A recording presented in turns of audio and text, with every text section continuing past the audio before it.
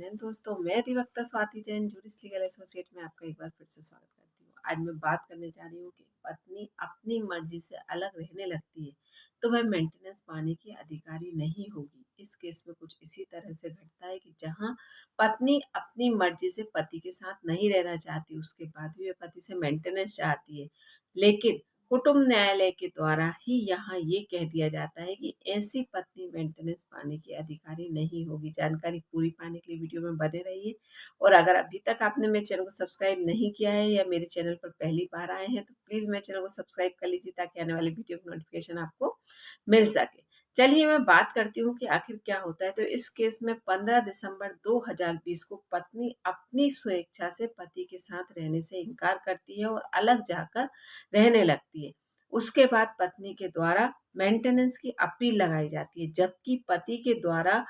एक legal notice भेजा जाता है और पति का पूरा प्रयास यही होता है कि वह अपनी पत्नी के साथ रहना चाहता है, या ये मान लें कि पत्नी अपनी मर्जी से जाकर रहती है तो पति तो पहले यही प्रयास करता है कि आखिर पत्नी अलग क्यों रह रही है। तो यहाँ पर पति के द्वारा लीगल नोटिस भेजा जाता है, उसके जवाब में पत्नी के द्वारा लीगल नोटिस का जवाब नहीं दिया जाता, जबकि मेंटेनेंस की मांग की जाती है। स्वाभाविक है, जब पति पत्नी का मैटर न्यायालय के समक्ष आता है या वुमेन सेल या मतलब कहीं भी कोई भी जगह पर पत्नी के द्वारा या पति के द्वारा अपील लगाई जाती है, तो यहाँ पर प्रयास यही किया जाता है कि दोनों की काउंसलिंग हो और फैमिली मैटर जैसे भी हो सुलझ जाए या उनका परिवार बच जाए। चाहे वह वुमेन सेल की बात करें, चाहे महिला थाने की बात करें, या चाहे कुटुंब न्यायालय में अगर कोर्ट की में भी डायरेक्ट महिला के द्वारा अपील लगाई जाती है, तो भी संभवतः प्रयास यही होता है कि इनके बीच का विवाद आपसी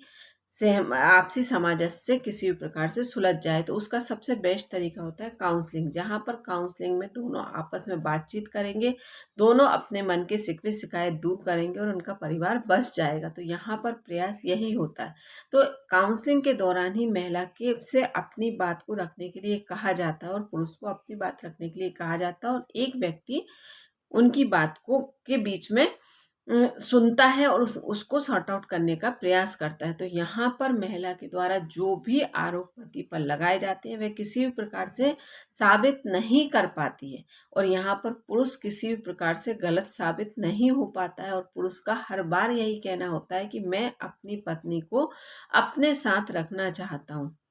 जबकि महिला बिना किसी उचित कारण के अपने पति के साथ नहीं रहना चाहती। तो यहाँ पर आप ये बात समझ लीजिए कि अगर महिला अपनी मर्जी से पति के साथ नहीं रहना चाहती, तो यहाँ पर कुटुंब न्यायालय के द्वारा काउंसलिंग में के दौरान ही ये कह दिया गया कि जब महिला के द्वारा अपनी मर्जी से पति के साथ रहने से इनकार किया जा रहा है बिना किसी वजह के, तो वह किसी प्रकार से मेंटेनेंस पाने की अधिकारी नहीं होगी। और ये कहकर मेंटेनेंस की अपील को खारिज कर दिया गया, जबकि पत्नी के द्वारा इस आदेश से संतुष्टि नहीं दिखाई जाती और इस आदेश को लेकर पत्नी के द्वारा हाईकोर्ट का रुख भी किया जाता है। लेकिन हाईकोर्ट के सामने जब सारी परिस्थितियां आती हैं तो हाईकोर्ट के द्वारा भी कुटुंब न्यायालय के आदेश को ही जारी रखा जाता है और कहा जाता है कि ये